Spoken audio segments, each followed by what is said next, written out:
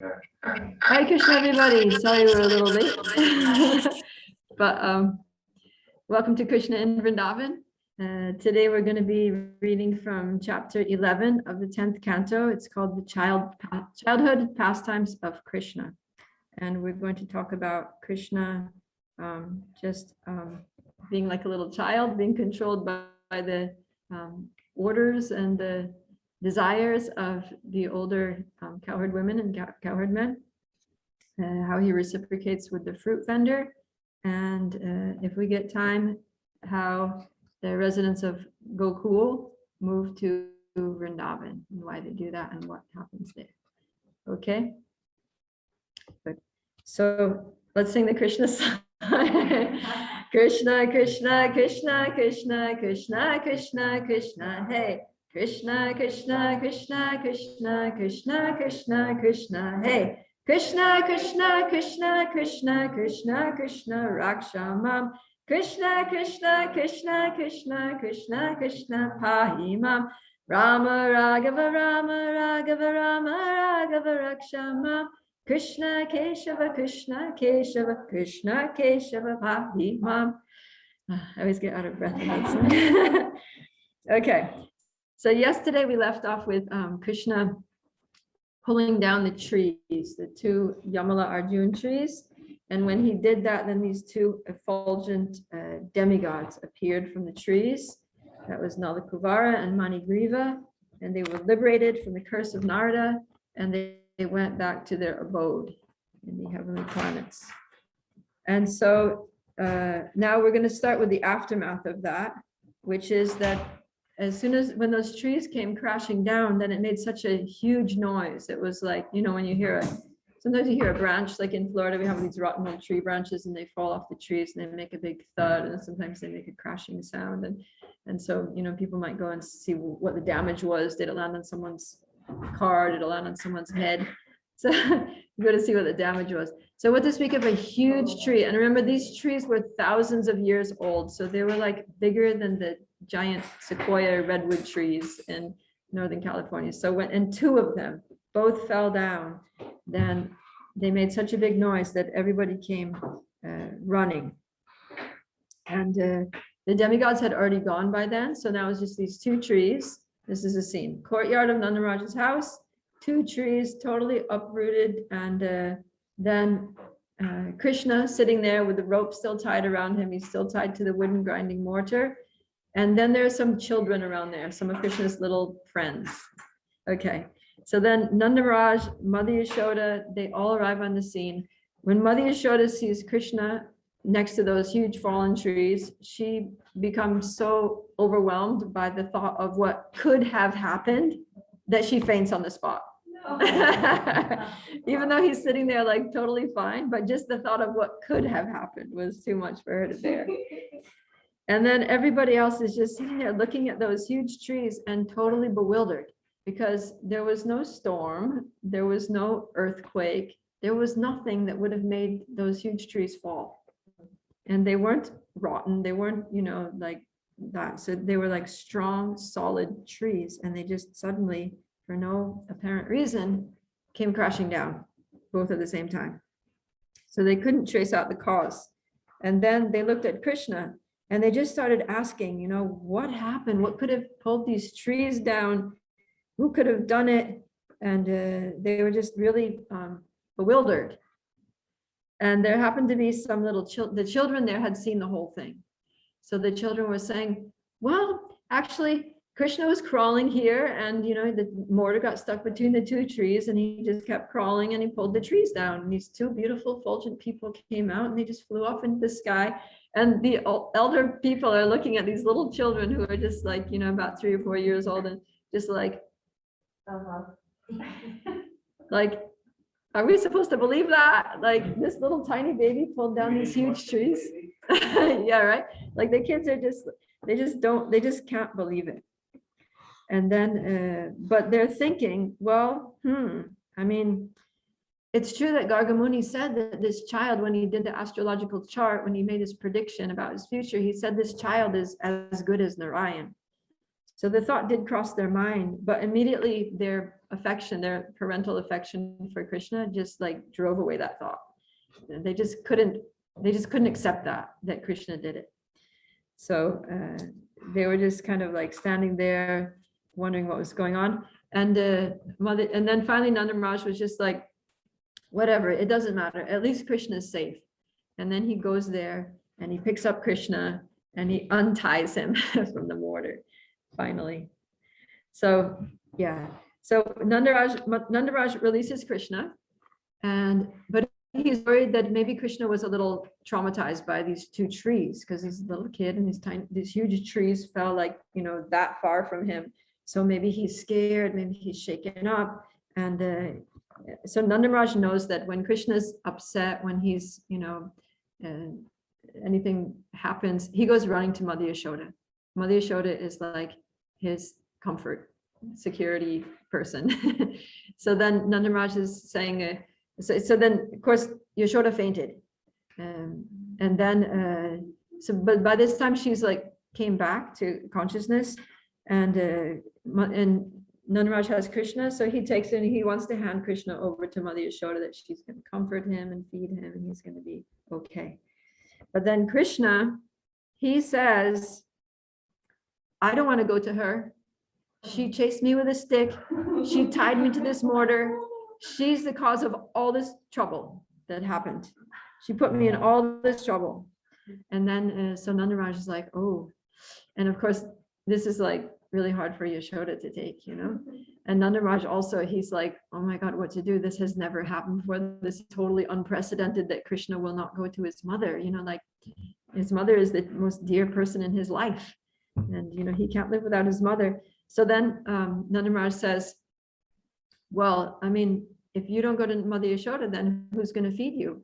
Because, you are still breastfeeding and I can't feed you milk.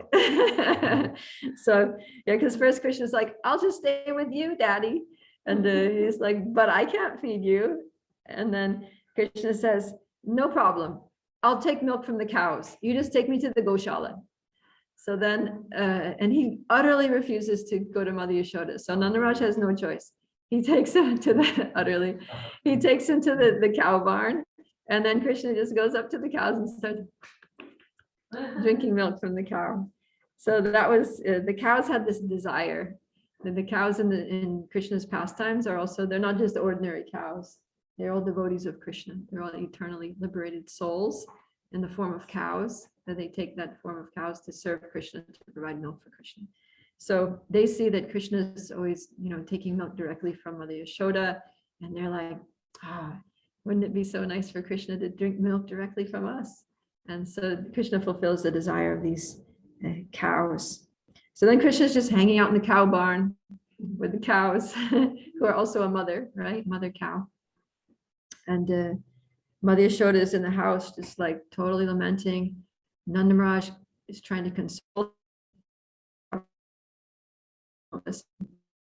all the cowherd women that usually complain about stealing butter and things from their house.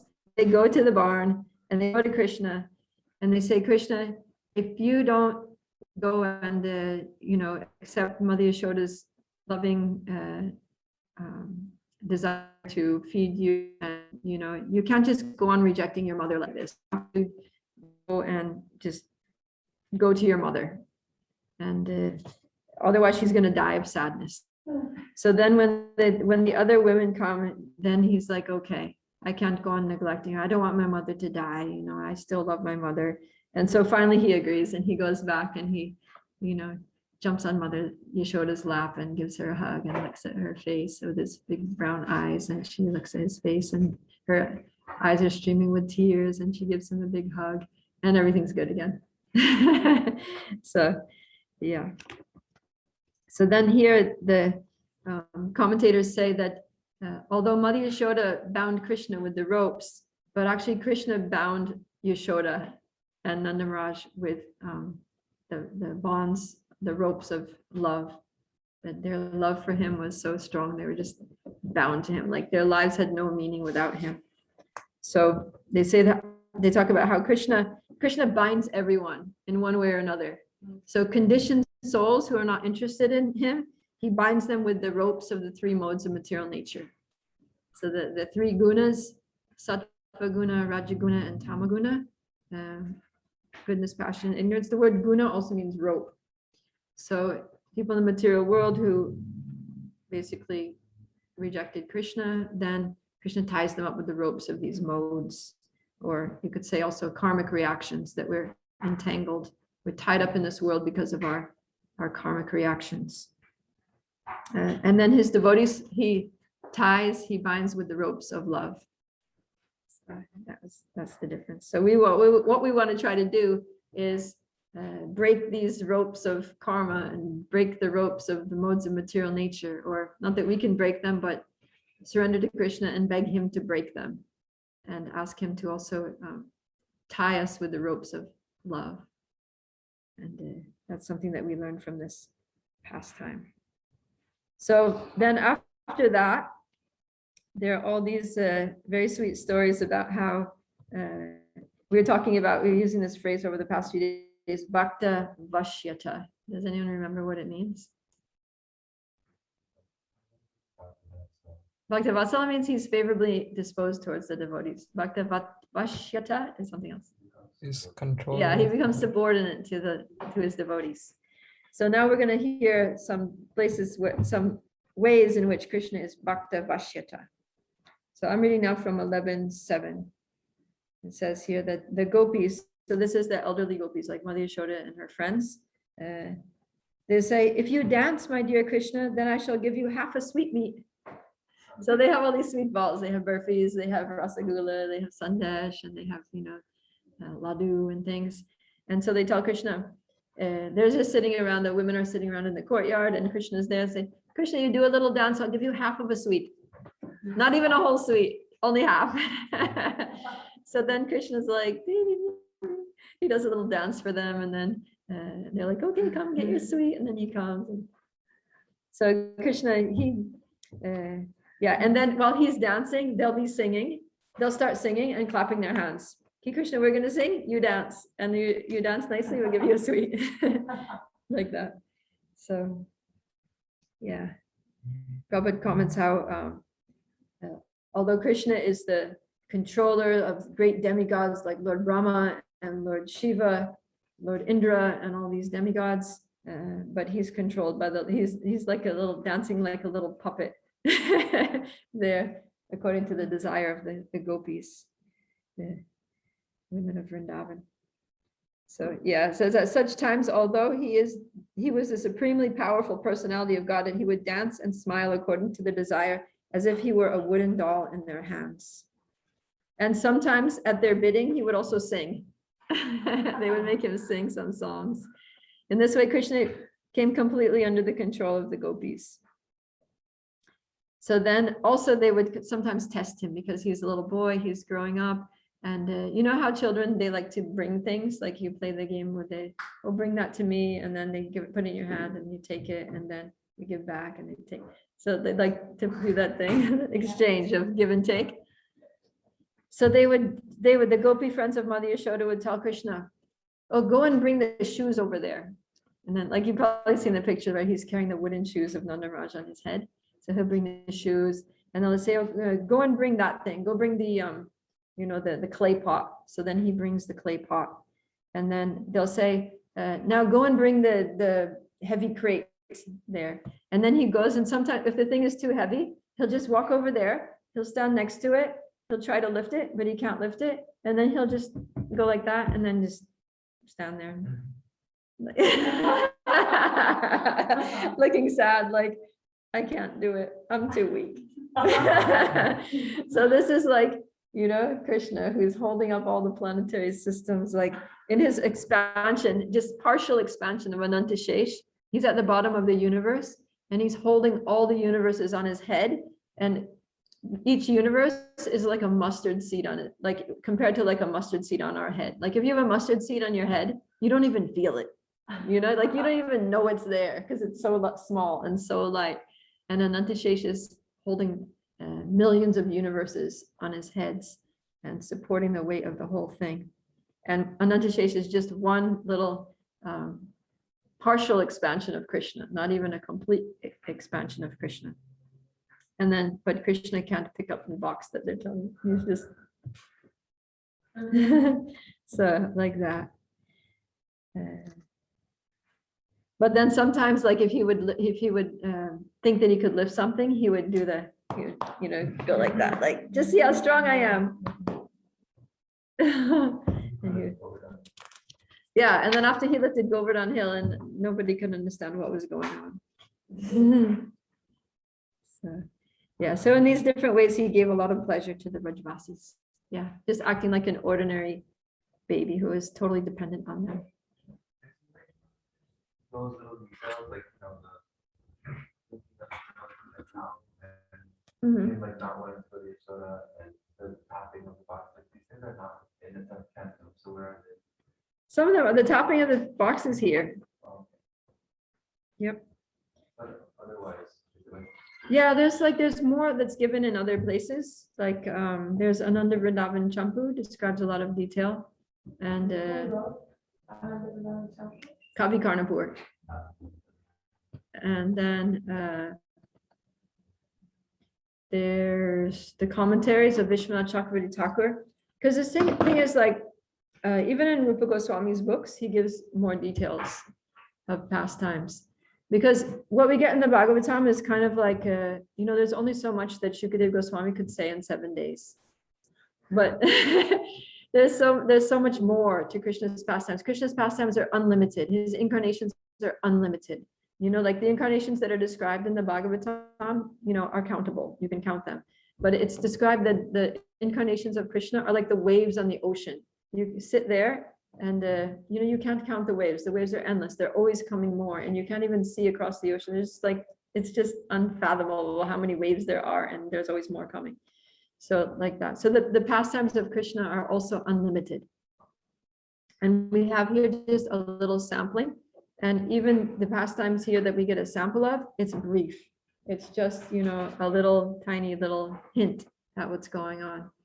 So then great devotees like Vishwanath Chakravarti Thakur and the Goswamis, they study these pastimes and they meditate on them. And then in their, because they're pure devotees, then Krishna, Srila Prabhupada described it, he talks about this in a class, how very advanced devotees, in their meditations, it's like they can perceive Krishna's pastimes like a person watching TV.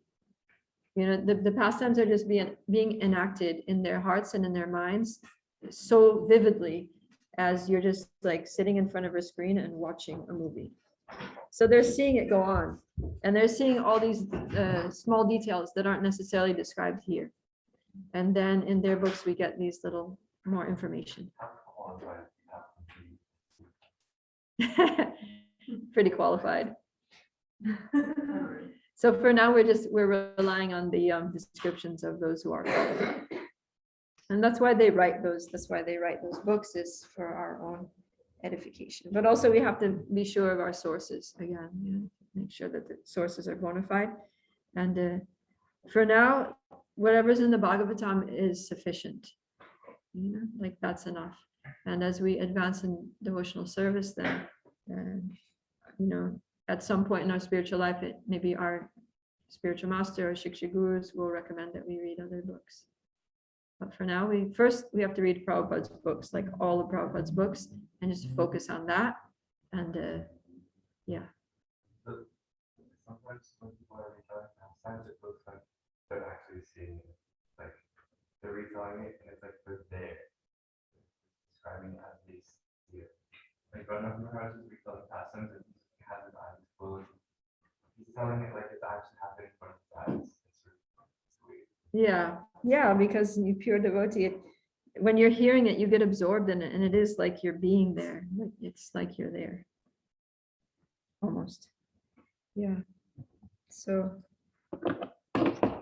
say here. Yes, as it, not a blade of grass moves, but by the will of Krishna. But Krishna is moving by the will of these older gopis who would tell him, they would say, Krishna, can you touch your nose? And he would touch his nose. He would put his lotus finger. Yeah, he would put his little lotus finger on his lotus nose, and they would say, "Very good, you're such a clever boy." Yeah. So, okay. So now we'll go to the next pastime here, which is the fruit vendor. So starting from text 10. Once a woman selling fruit was calling, "Oh, inhabitants of Rajabhumi, if you want to purchase some fruits, come here." So then this was a common thing that this woman, she was not a village woman. She was like an Aborigine, like a tribal woman who lived in the forest. So in Vrindavan, there are the villagers who are the cowherd men and cowherd women, and they're farmers. They cultivate the land, they take care of cows, and they do all that. And then there are also, like, because Vrindavan is a forest, there are 12 forests, and in the forest there are these tribal people who don't live in the village, they just live in the forest. And so they know all these forest crafts, and they pick fruits from the trees out there. They pick flowers, like wild fruits and wild flowers, and they make things out of, they make like baskets and things out of the branches, and they make all sorts of things from forest resources. And then they go into the village and sell those. So this woman, she had picked some fruits, different kinds of wild fruits from the trees, and she brings them in her basket, and she would just go around all the different houses and be like, "Fruits, anybody want fruits?" Like that.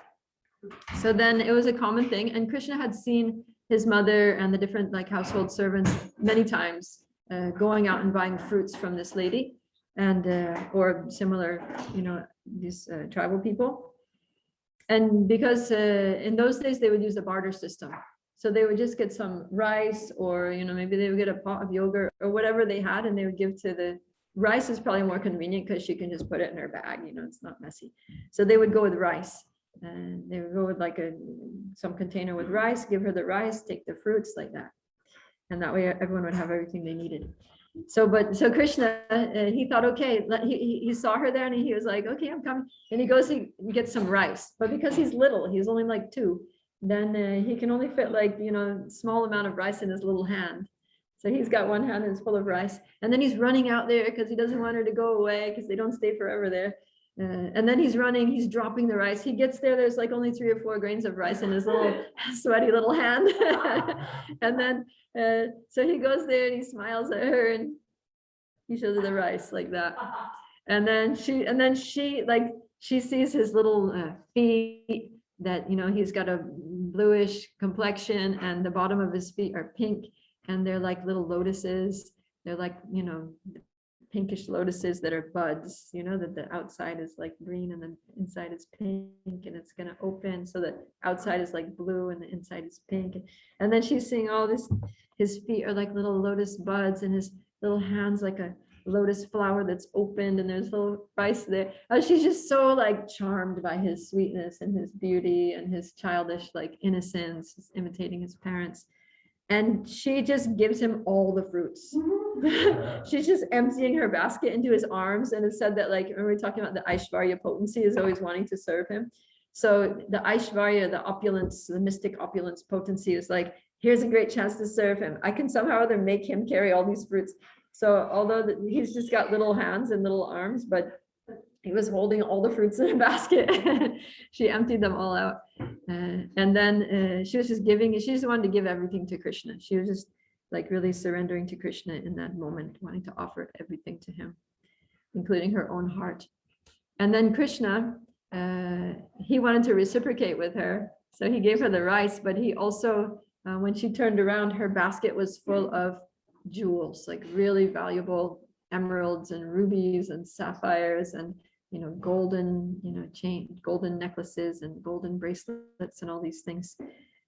So he took her fruits and filled it up with jewels. But the most valuable treasure that he gave her was Krishna Prema, that she got love for Krishna by her offering. So this woman was very, very blessed. And Krishna says here, Prabhupada quotes in the purport the verse, Patram pushpam phalam toyam yo me bhakti prayachati tadaham bhakti paharitam ashnami payatatmanaha. That whoever, it says, Krishna is so kind that if anyone offers a leaf, a fruit, a flower, or some water, he will immediately accept it as long as it's offered with bhakti. So also this woman, it didn't matter that she was she was just a tribal person. Krishna wasn't like, oh, I only accept offerings from Brahmins, or, it doesn't matter. So what we see from this pastime is that, Krishna's ready to engage in loving exchanges with anybody. It doesn't matter which country you're from, which gender, which class you're born in, whether you're rich or whether you're poor, whether you're educated, whether you're uneducated, whether you're a Christian or a Hindu or a Muslim or an atheist or whatever. If you somehow or other you're attracted to Krishna and somehow or other you want to offer something to Krishna, then Krishna is happy to accept, and he will reciprocate. And he reciprocates millions of times over. We give him one little thing, and she gave him just some wild forest fruits, and he gave her the valuable jewels. So what's important is not the item.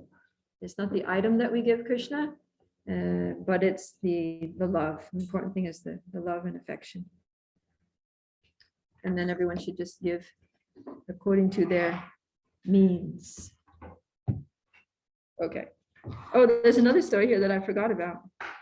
All right, so one day Krishna was out playing with Balaram and the boys, and they went down to the riverside, and they're playing all kinds of sports and games.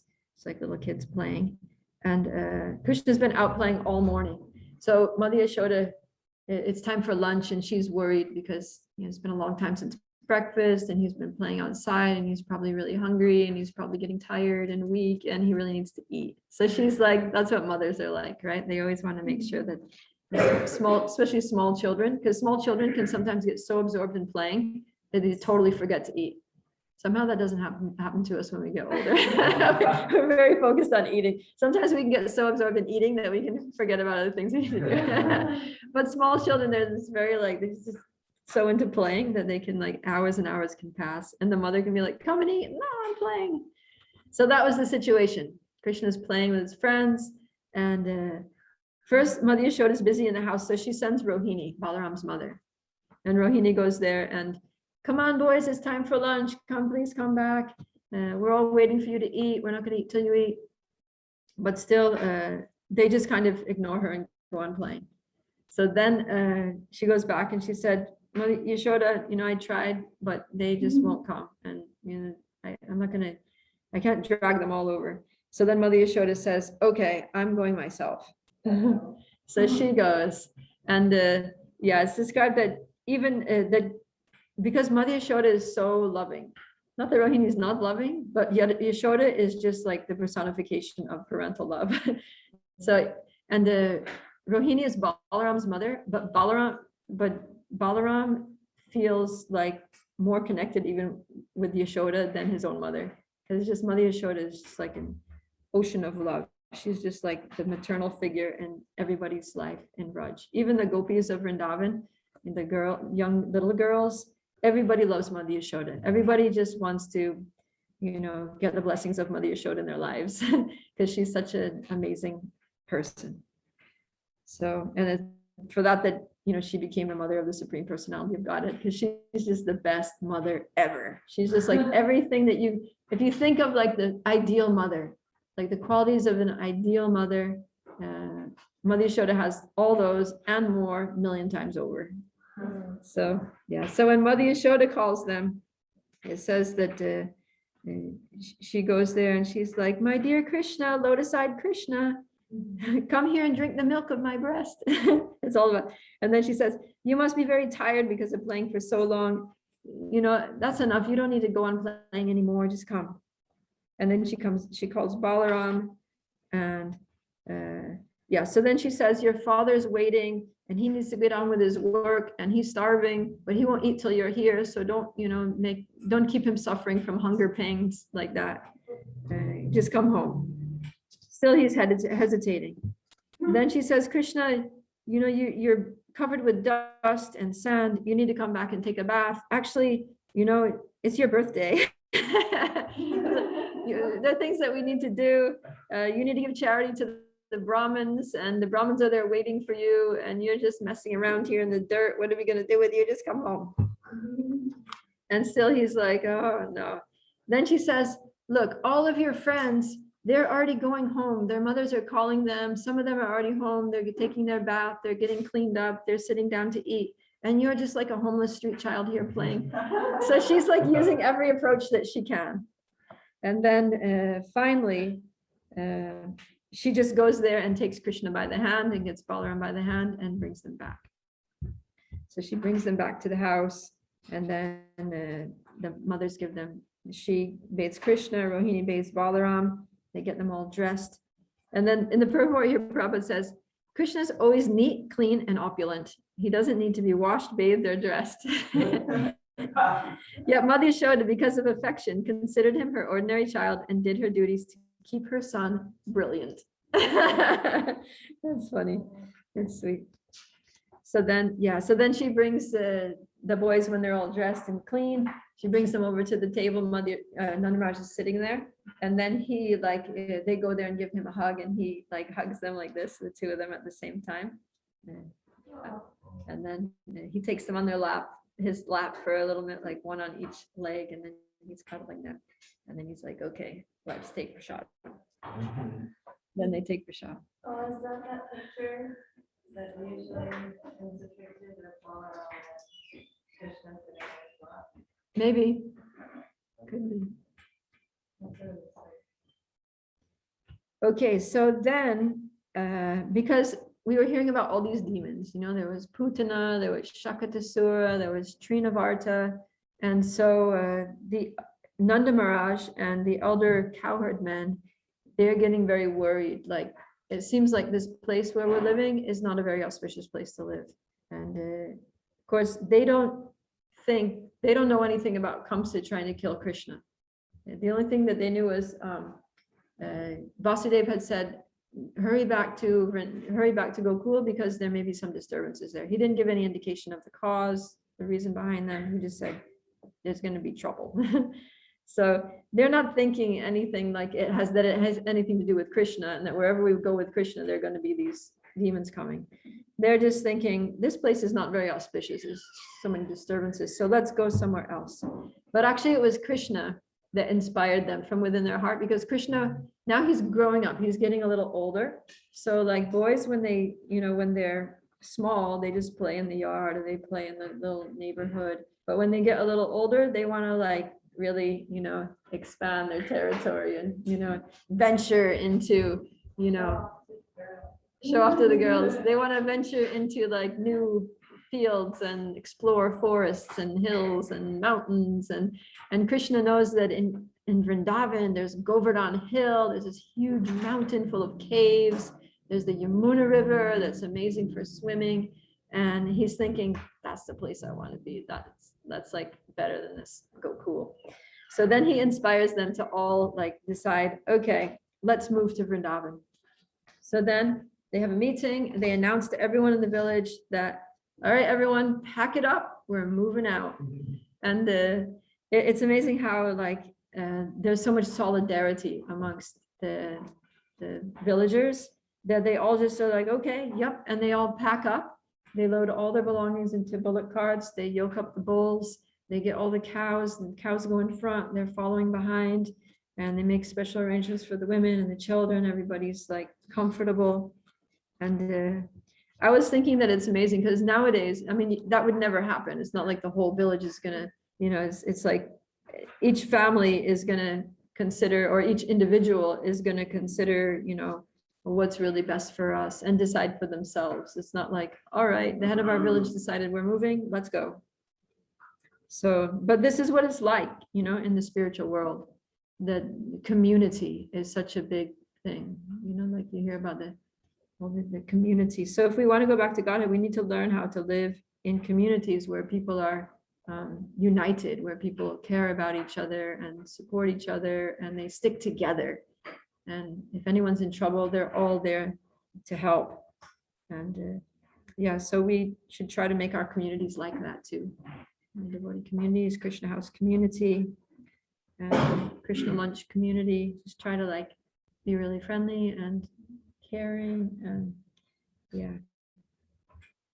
So, okay, so then they're going in the procession. I was listening to, there's not so much discussed here in the Bhagavatam about that procession, but in Ananda Vrindavan Champu, there's like a whole like there's a long description about it, and it's really pretty how it describes the bullock carts, that even though they're like cowherd people, they're not poor, they're not like destitute farmers or something.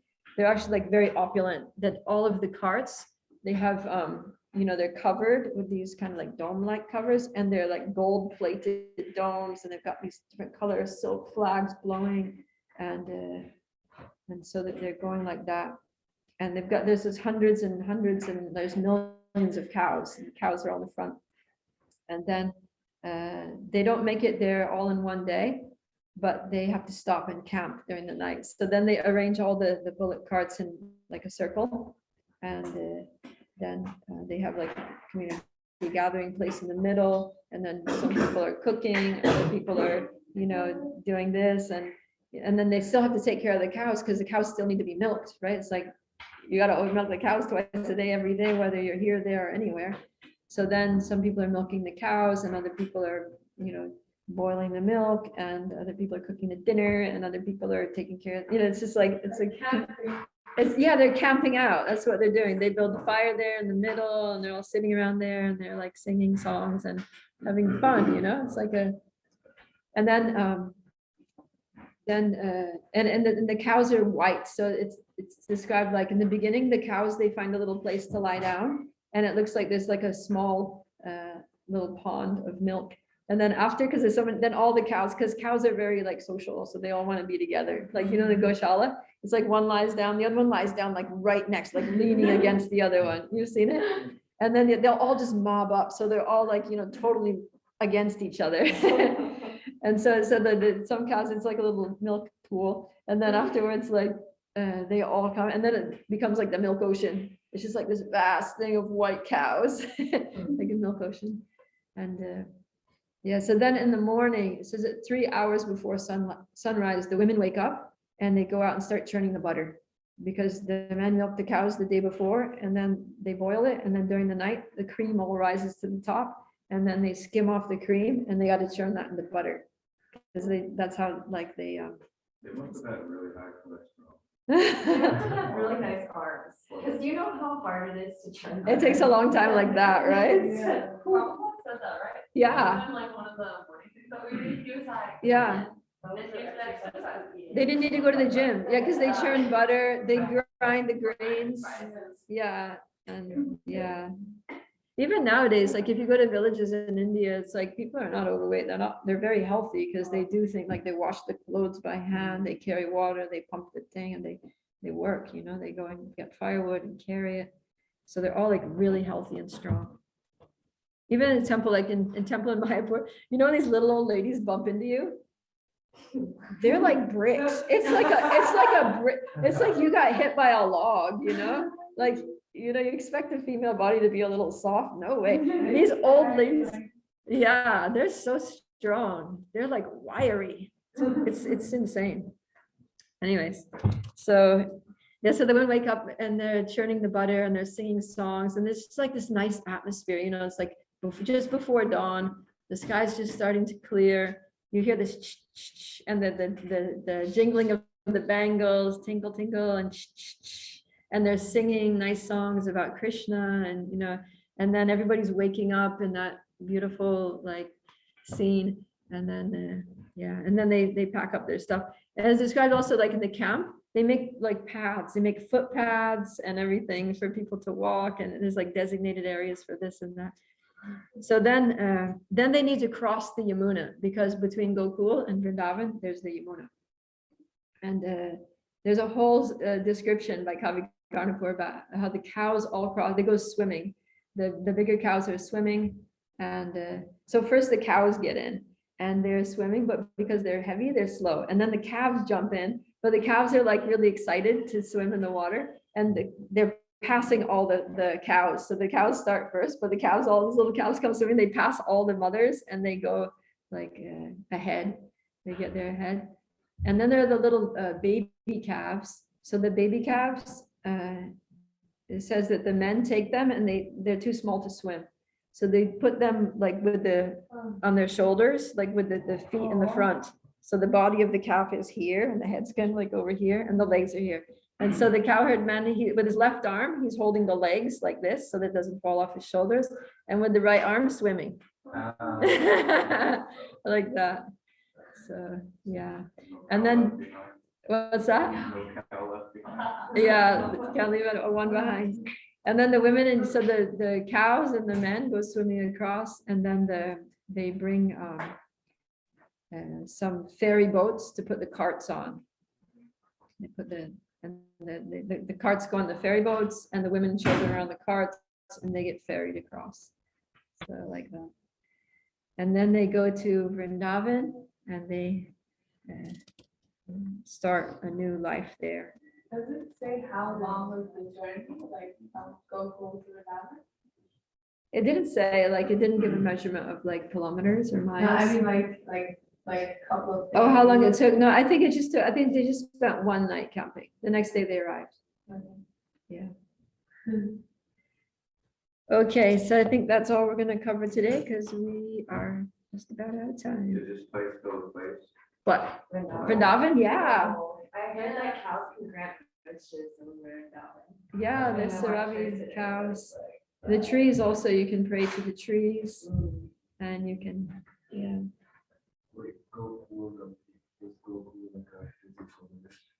Yeah, Gokul is also a place, Mahavan, in Mahavan. Yeah, Hmm? yeah, everything is there. Have you been there?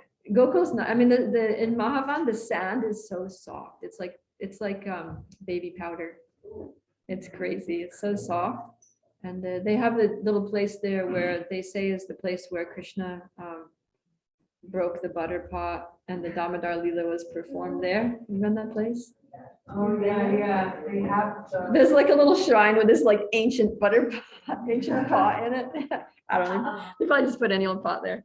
But yeah, all these places are there. So, you know, we can go to these places and at this time of year, actually every year they do what's called Raj Mandal Parikram, where they walk. They spend a whole month walking around the whole Vrindavan area and visiting all the places where Krishna performed all these pastimes. Right. Yeah. So they'll go to this place and then senior devotees tell the story. Like, this is where Krishna did this, and they tell the whole story, and then they'll walk on and then they'll stop another place. And this is where Krishna did this pastime, and everybody gets into it. And they'll stop somewhere and they'll have lunch, and then they'll just pass all day walking. And then they camp wherever they have camps at the nighttime. They set up these big like tents, and the devotees sleep in the tents, and they cook for the devotees. And then next day they have a little morning program in the camp with Mangalarti and Japa and Guru Puja and class. And then they start walking again. And they do that every day for like a whole month, and they go to all the different places. Every pastime took place. And that's really nice. That's going on now. They do it in Mayapur too for Lord Chaitanya's pastimes. We've done it many times right in Mayapur. Yeah. So Raj is like Vrindavan and all this. Yeah. Yeah. Like Gokul, Govardhan. Yeah. Vraj is like is a large area. So Vraj includes even Mathura is in Raj Mandal. It's called Raj Mandal, like the whole big circular area. So in there, yeah, you've got Vrindavan, Gokul, Govardhan, Radhakund, Shamakund, Varshana, Nandagram, all these places, Talavan, yeah, many places. All right, let's wrap it up then. Srila Prabhupada ki jai, Srimad Bhagavatam ki jai, Kartik ki jai, Gaur Premanandi.